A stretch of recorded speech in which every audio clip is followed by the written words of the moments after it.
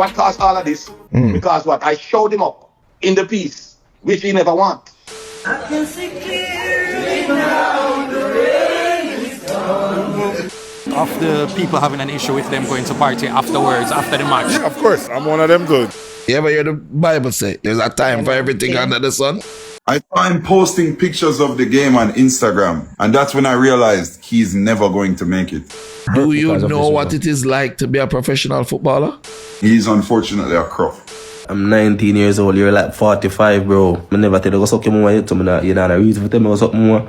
You shouldn't hear about him, mother, though. That type of disrespect is not progressive. For that, I'd like to apologize. Now the cat is out the bag. The new model of the music business going to be songwriter first. One, Adija Palmer. Continue to do what you do, my son.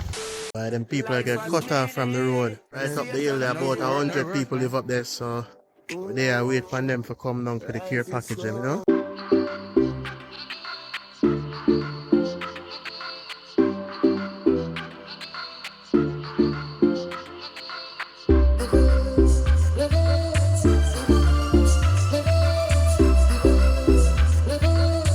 Welcome. It's not radio. It's Levels with Kshema. I'm there with another quick review video. But of course, you know the Schweppes before me get tonight.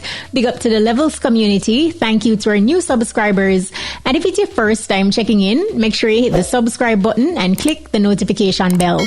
Be a part of the Levels community. So Nationwide is reporting that dancehall entertainer Squash has been sentenced to 2 years and 3 months in prison after pleading guilty to a gun charge in the United States. They're also reporting that Squash has been given 3 years of probation and he will have to pay a fine of $100. So that seemed like some good news right there for Squash. What do you think about the 2 years where Squash get? You feel like it's a win for him and him team? Hit up the comments and share your thoughts. However, Squash and his family may have a new problem after his father was reportedly arrested and detained by agents from Immigration and Customs Enforcement, ICE. According to Nationwide News, Squash dad Mr. Whitaker was basically arrested in September. So apparently Squash dad had been making attempts to work out his immigration status in the US and had an upcoming hearing in the immigration court. And he was allegedly arrested when he turned up for that hearing. And you know, say on July 30, Squash dad Mr. Whitaker, he did an interview with The Fix and, you know, kind of admitted to why him leave Jamaica. Check the Levels. What caused all of this? When I working with the intervention them, I make sure I go around and go to every post that creating and fighting the war. And that was when it lead to Dr. Chang's hand. So he used that again. He started to fight evil against me, working for him. So he cut down to my son. He started to play on my children. Because what? I showed him up. These intervention I used to go around to create these like PMI, SDC. I use them, global. We bring them in the community to speak with the youths, and then it come over the TV. Dr. Chang never want that. Yeah. Okay. But So it creates a chaos. So he start to take set and me have to, police people come to try to burn down my business. Jaja, jump on the comments and share your thoughts. Now, during an interview with Dirty Berry, sprint legend Usain Bolt revealed that he's among those who believe that the Regga boys out partying after failing to qualify for the 2026 FIFA World Cup is not a good look. Check the Levels. Of the people having an issue with them going to party afterwards, after the match. Yeah, of course. I'm one of them dude. Why would you? There's no way. That means they didn't care. It didn't affect you in any way. That you miss a moment as the World Cup for our nation that actually going through it now. You know what it would have meant for the people to have something to cheer about and to be happy about. And then after that, no, it's like you don't care. So, and as I say, they could see it on the field. They didn't play it with their heart. And so it's just one of the things. And as sportsman, I said it's really rough to watch. Well, the champ has spoken, and if I one thing we know, you know, Bolt knows what it takes to win. However, recently on The Fix, Craig Butler, known for developing the likes of Leon Bailey and Dujan Whisper Richards into pro footballers, is not just passionate about football, but he's also no stranger to winning. Of course, Butler is defending the players against these criticisms. Check the Levels. I mean, the match done. Yeah. And one of the things that footballers have learned is to move on. Because you only have winners and losers. And some you're going to win and some you're gonna lose. They can't one line. But it will decide what will decide whether you win more than you lose is how quickly you recover from it. True.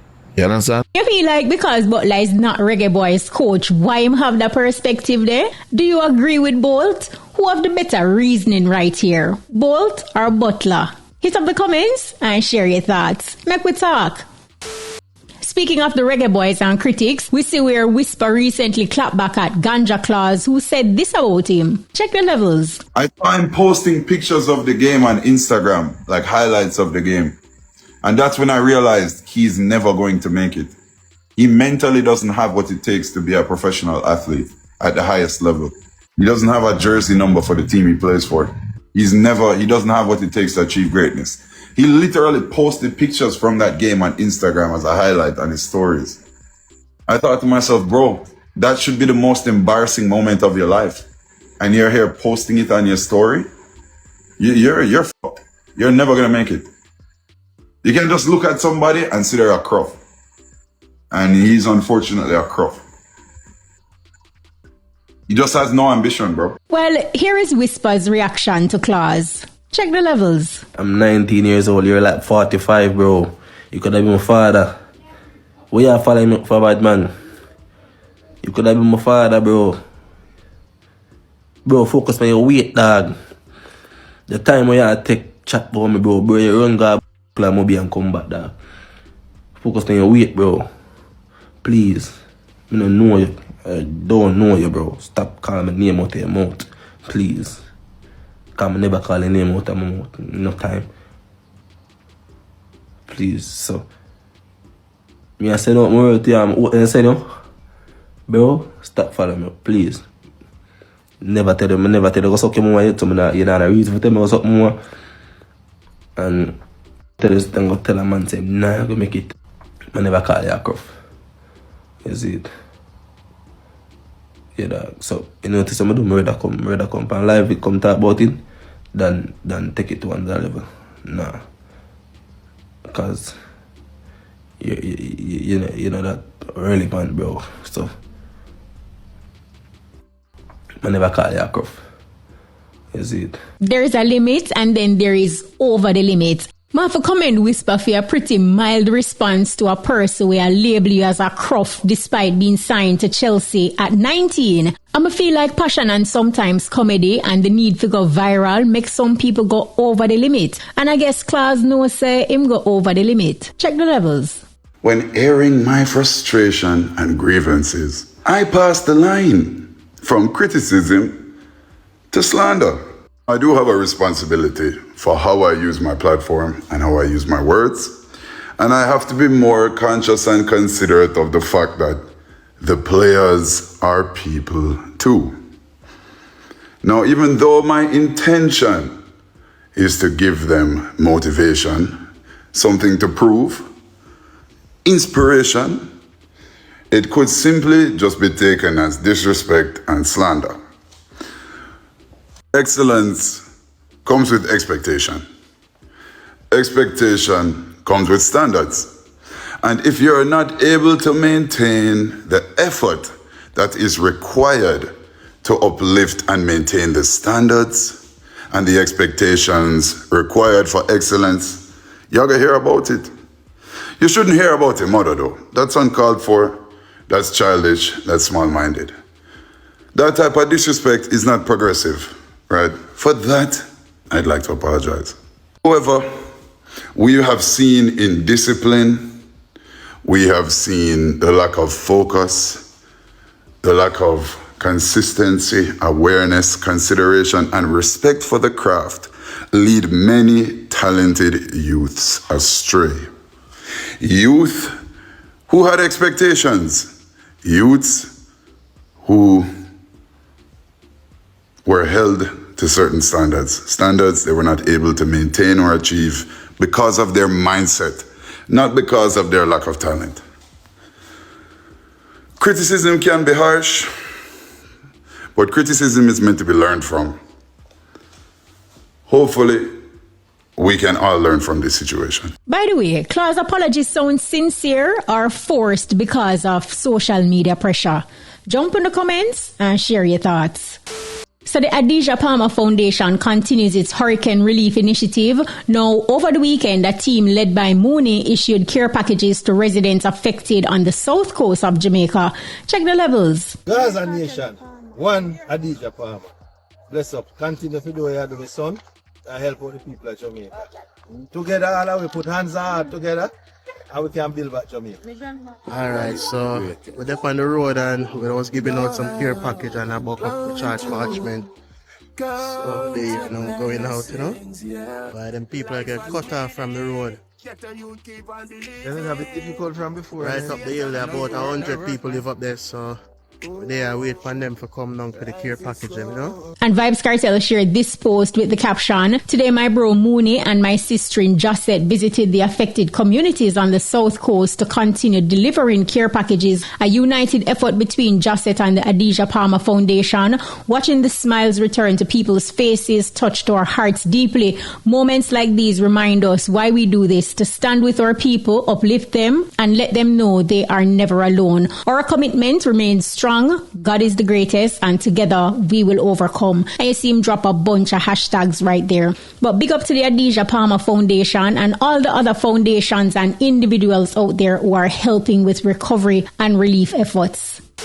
So we know one of the first Jamaican AI artists was created and signed by Not Nice Records. Also an AI artist in the US that goes by the name Zania Monet not only did hit the Billboard but was also offered a $3 million record deal. Now with this AI disruption, music business consultant Lloyd Lang had this warning for the industry.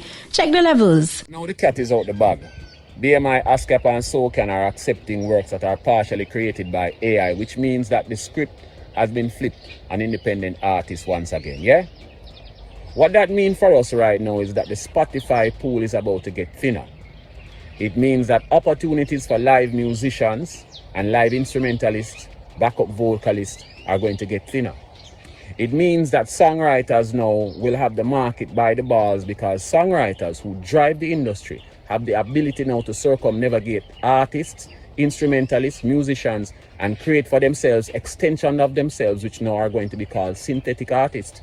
It means that songwriters who can't sing have the power now to be their own artists, to own their intellectual property wholesomely and solely.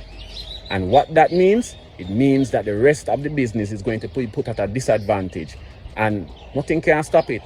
Because you see, songwriters have been abused for years. They have been held hostage and rights and royalties taken away for them simply because they're at the bottom of the barrel. But the script has been flipped, and the new model of the music business going to be songwriter first.